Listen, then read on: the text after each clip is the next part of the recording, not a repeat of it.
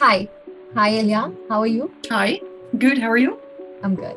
So, guys, today we have Elia, and she's from the Netherlands. Currently, she's doing her master's in management economics and consumer studies. Right now, she's writing her thesis. So, today we are going to ask you questions regarding this so that we can also learn something about sustainable fashion. So, please tell me, Elia, that how do you relate this climate change with fashion? Well, first of all, the fashion industry is the biggest, okay, not the biggest, but like the second biggest polluting industry of the world. And this is mainly because the global industry is generating a lot of greenhouse gases due to the energy used during its production and its transportation of all the clothes that are purchased each year. And like the biggest contributor to this is the fast fashion industry.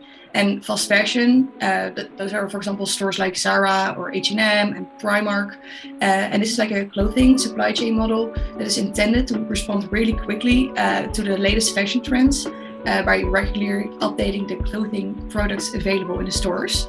And yeah, this makes clothing shopping really affordable, but this comes at a cost because there's a lot of water usage when the garments have to be produced, and also like the chemicals and the pesticides that are used for dyeing of the clothes is super intensive and not sustainable at all.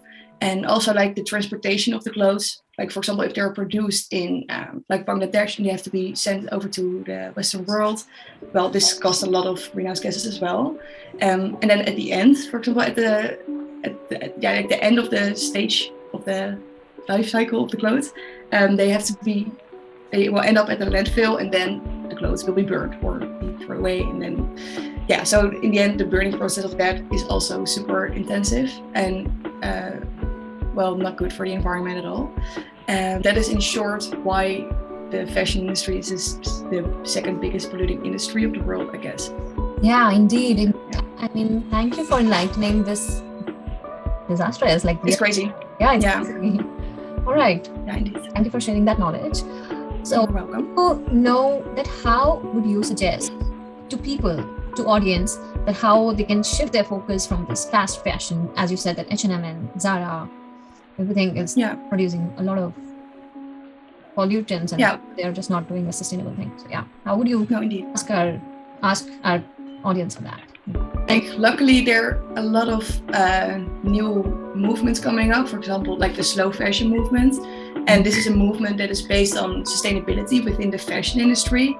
And they are going for higher quality and smaller collections and more regional production, and also like fair labor conditions.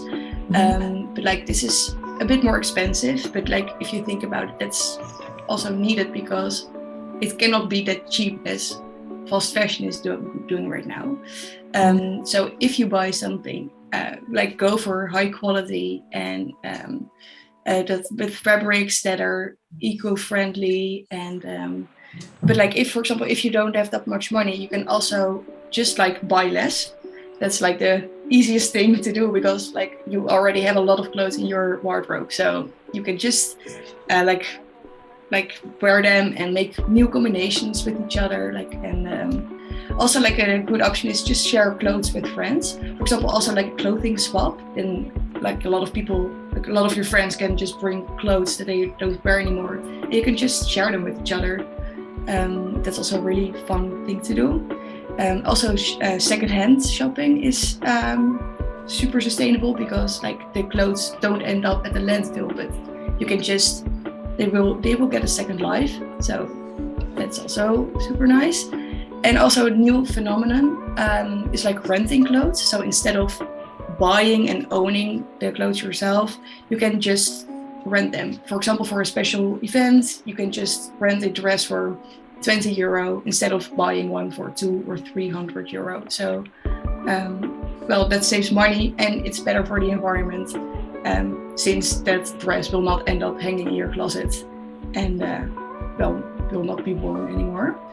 And also I would say like a last tip is look really good after your clothes, as in make sure that you wash them correctly and that you well, like if you wash your clothes correctly, they will be good for a longer period, so you don't have to throw them away or get rid of them that fast. So you will extend the lifespan of the garment. So those are some small tips I would like to give to you, and hopefully you have something on it.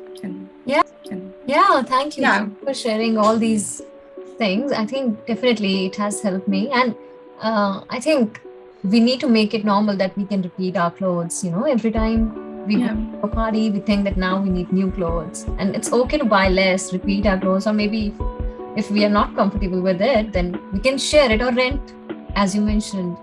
So thank you for enlightening these things.